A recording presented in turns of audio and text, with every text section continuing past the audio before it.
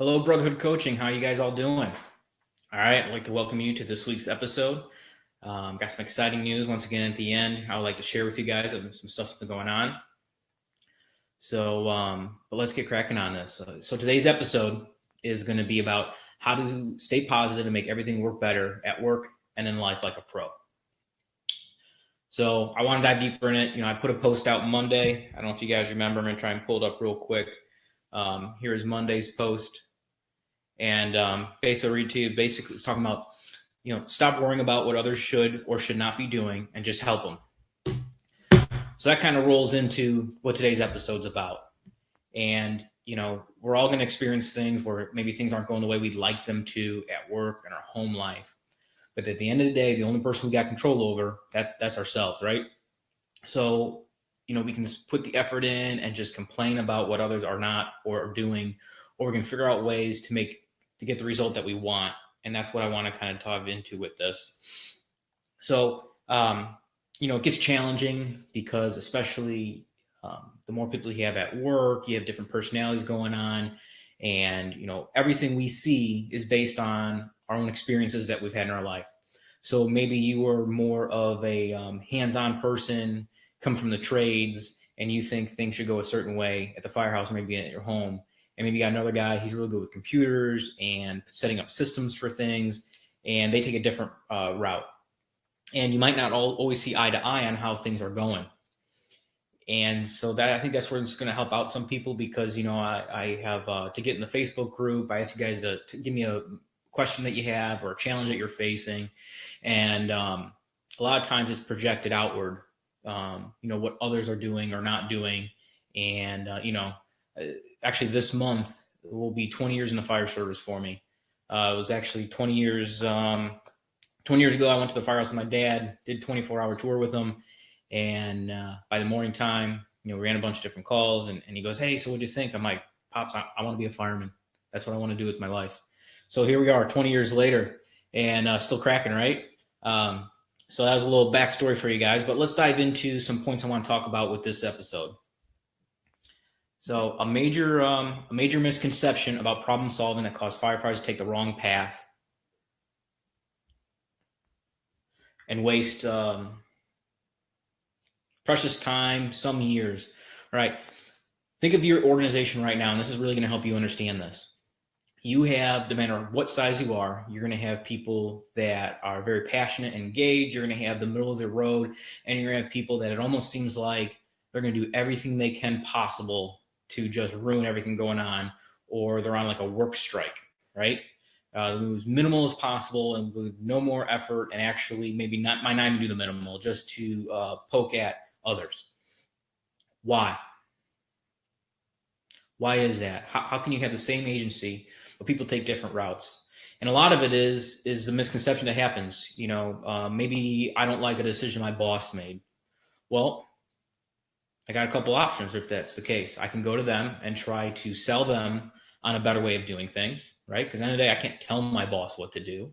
So I can sell them. And if they still don't buy in, I can regroup, flank from the side, and try and sell them better.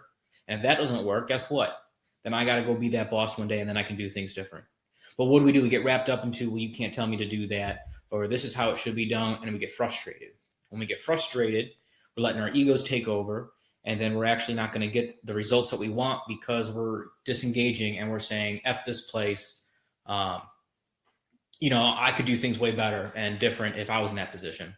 Well, then go do what you got to do to get that position. Or you can stay in the position you're at, accept what comes down, and then when you don't like it, you can try and sell on it. There's been times I've been able to influence different divisions at my department over the years with different stuff, just the way I approached it. And, I don't agree with everything, but I either have to put in the effort to try to sell them on the other idea or accept the way it is. And there's some things I just don't want to put in the effort at this point. So I'm going to work on different projects. But I've had success when I put in the work. It's just you got to ask yourself, are you willing to do it? And what happens is most guys aren't. And so they revert back to just complaining about what maybe someone should be doing or they shouldn't be doing. Let's face it, guys. Leadership is easy until you have to do it. All right. Everyone's got an opinion on how they would do things when they're in a position. Until you're there, you have no idea, because I was in for a shell shock when I went from acting company officer to company officer. There's a lot of just little intricacies I didn't realize and had to pay attention to once I got the actual position. So every rank you're going to get, it's going to be not exactly what you expect. Just like when you get married, when you have 1 kid, 2 kid, 3 kid, 4 kid, I can't tell someone with 3 or 4 kids what to do. I'm barely treading water with 2 right now. All right. Change my role upside down. And if you got more than 2, you're probably laughing at it, but I'll tell you what, it's been an adjustment. We're hanging in there, but things change when you're actually in that position. So you have a choice. You can either keep getting frustrated and unengaged from a place and then be miserable, or you can accept the things you can't change, or try and put in the work to change some other things. There's people, you hear this a lot, admin doesn't care. Meanwhile, the information never got there. People are probably tired of hearing from me, because if I put in a request for something, I keep following up. I keep a little board behind, kind of like a Kanban board of what we're waiting for to hear a response for. And if I don't hear back within a certain acceptable time frame, in my opinion, I'm going to keep emailing. And we eventually get this stuff taken care of. But guess what? It takes time and takes a little extra work to follow up, instead of just sending stuff up to Narnia and hoping it comes back, right? So the next part I want to talk about is the perfect mindset that every firefighter should have that guarantees success throughout their career. And, I get a lot of this from, if you guys listen to Jocko podcast, he's great about it. It really comes down to, you got to own it, right? What are you going to be involved in? If you have a problem at your station and your whole crew takes ownership of it, it's going to get fixed. But if you just say, oh, forget this is pointless, that's not my job, and you want to just push it up, probably nothing's going to happen with it, right? I had some guys, a couple of my guys want to see some better medical training happening. And I told them, I said, we're really going to have to be the ones to try and put this together, because the more anything that goes up and it gets away from the people that are actually involved in the issue, the decision-making, whatever, there's less interest. So what's going to happen is you're going to have someone maybe come out and give some mediocre training on a subject, and you're probably not going to get what you exactly want. So to get what you want, you're going to have to put in the effort for it. So, we come up with different scenarios and try and challenge ourselves with things. And that's still a work in progress. We're getting there with it. We concentrate on the fire stuff a lot, but the medical stuff tends to not be there as much. And, I'm going to take the fault for that, for not pushing the guys more with it. But that's another example of, hey, if you really want to see something get better, you got to get involved with it. So maybe it's your fire training, your medical training, maybe things that run around their station. You have a choice. You can either try and influence the person, right? Or you got to wait till you have that spot. Those are really your 2 options for it. Influence them, or wait till you're there and then do stuff differently. Because when you get frustrated and you take a step back and you're disengaged, all you're doing is making yourself miserable. It's like that saying they say, being frustrated or angry at someone is like drinking poison and expecting the other person to feel it. There's really no point for it.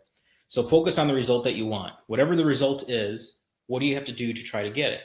So let's say you want to see something change with your operations. Better truck design. You want low hose beds. Prime example right here. You want low hose beds. Why are we putting these monster trucks? Because there's a good chance you have chiefs making decisions that maybe it's been a long time since it's been on a rig. And they don't realize you got to climb up to try to get hose, which makes no sense. So you got to get involved. And we had a couple guys, and they got involved in our apparatus committee. And guess what? We have 2 new engines coming, and they're going to have low hose beds because that's what they pushed for. They got involved in the process and made it happen. Same thing goes with committees that you got going on. Whatever it is, it's going to take work. All right, you can't just sit back and expect things to go your way. It doesn't work that way. You got to get involved to help make stuff happen. And, if you have more thoughts about it, whatever it may be, I want to share with you guys. I made an announcement last week, but I kind of got all the tweaks put together, and it's going pretty well.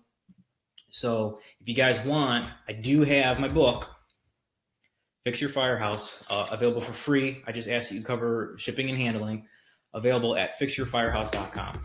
And on there, I'm also got some other items. If you're interested in purchasing, you can go ahead and get them.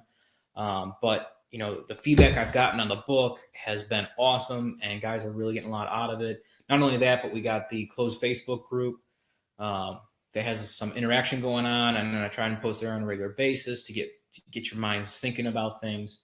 One of my first instincts when something's not going the way I'd like it is I get frustrated, and then I pout, and I'm like, this is bullshit. And once I get over my own damn ego with it, I go, okay, is this going to get me what I want? Probably not, right? So maybe I got to get a little involved. Maybe I go voice my opinion in a respectable way and try to influence the actual decision maker, right? In a perfect world, we would all be the decision makers. Whatever influenced us, we would have it. It's called intent-based leadership, and it's in the book Turn This Ship Around by David Marquette. See if I have it up here, actually.